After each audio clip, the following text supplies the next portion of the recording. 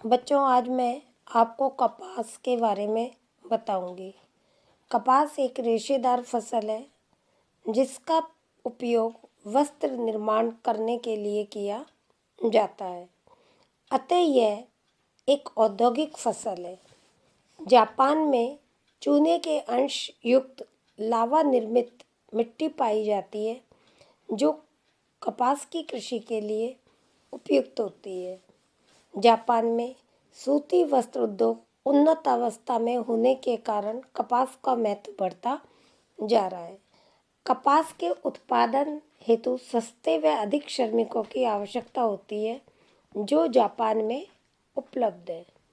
Japan में कपास उत्पादन के प्रमुख क्षेत्र ओबारी की खाड़ी, सुगारू की खाड़ी तथा क्वांटो के मैदान हैं। कपास की कृषि के लिए अनुकूल दशाएं तथा प्रति हेक्टेयर अधिक उत्पादन होते हुए भी जापान अपने देश की मांग पूरी नहीं कर पाता। अतः जापान विदेशों से कपास आयात करता है। जापान एशिया महाद्वीप का प्रमुख कपास आयातक देश है। यह देश संयुक्त राज्य अमेरिका, सूडान, ब्राज़ील आदि देशों से कपास का आयात करता है। कपास के साथ साथ जापान में गन्ना, चुकंदर, तंबाकू, रेशम की खेती भी की जाती है। गन्ना तथा चुकंदर। जापान में गन्ना तथा चुकंदर की उपज का उपयोग अधिकतर चीनी बनाने के लिए किया जाता है। इस कृषि का विस्तार जापान के कुल कृषि योग्य भूमि भाग के 2% भाग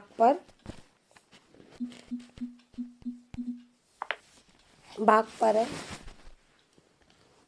दक्षिण होशु तथा दक्षिण क्यूशु में जापान के प्रमुख गन्ना उत्पादक क्षेत्र हैं।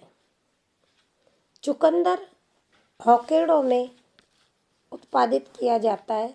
व्यापारिक दृष्टि से जापान में चुकंदर की कृषि बहुत अधिक होती है व इसका बहुत महत्व है। दक्षिण पश्चिमी जापान में चुकंदर की कृषि के लिए अनुकूल दशाएं हैं। विदेशी मुद्रा बचाने के लिए जापान सरकार ने चुकंदर की कृषि पर विशेष ध्यान दे रही है। क्यूशु में चुकंदर से चीनी बनाने के कारखाने हैं।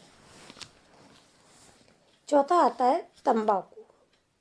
जापान एशिया का प्रमुख तंबाकू उत्पादक देश है। यहाँ तंबाकू की गहन कृषि होती है जिसको सरकारी संरक्षण प्राप्त है। यहाँ तंबाकू उत्पादन का प्रमुख क्षेत्र होशु है।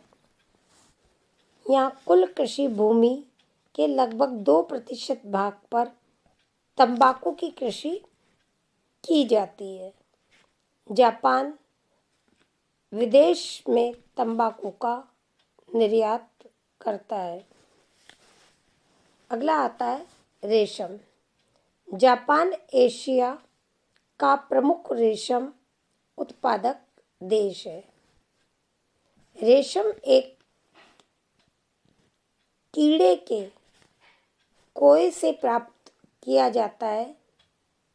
ये कीड़े वृक्षों की पत्तियां खिलाकर पाले जाते हैं।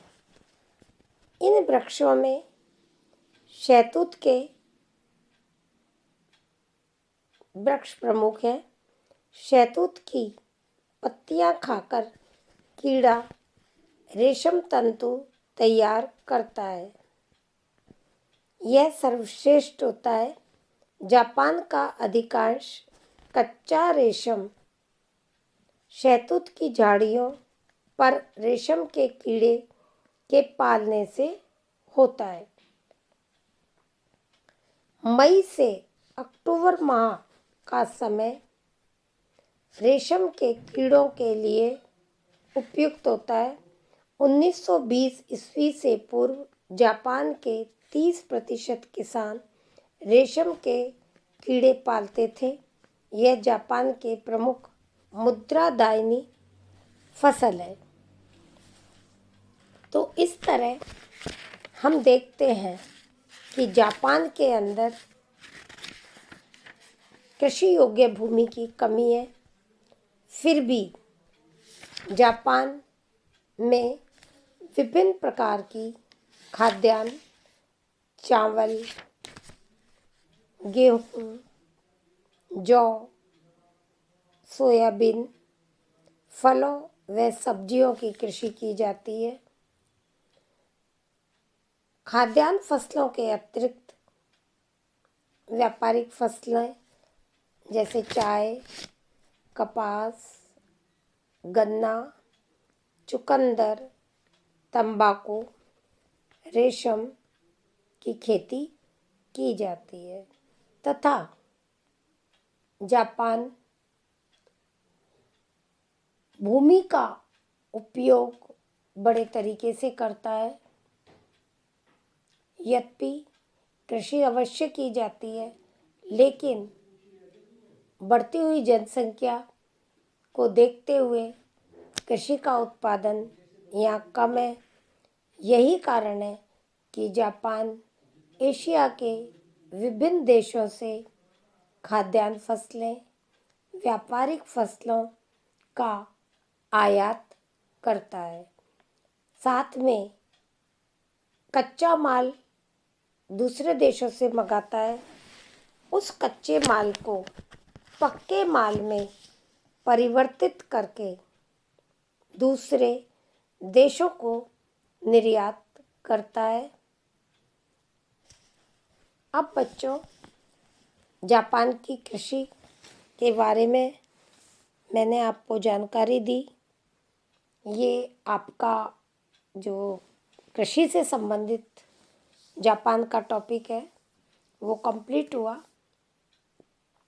इससे आगे मैं अब आपको जापान के कौन कौन से प्रमुख उद्योग धंधे हैं तथा किस तरह जापान दूसरे देशों से कच्चा माल मंगाकर उसको पक्के माल में परिवर्तित करके किस तरह अधिकतम आय की प्राप्ति करता है, उसके बारे में आपको मैं जानकारी कल के टॉपिक में कल के लेक्चर में दूंगी। जापान के प्रमुख उद्योग। धन्यवाद।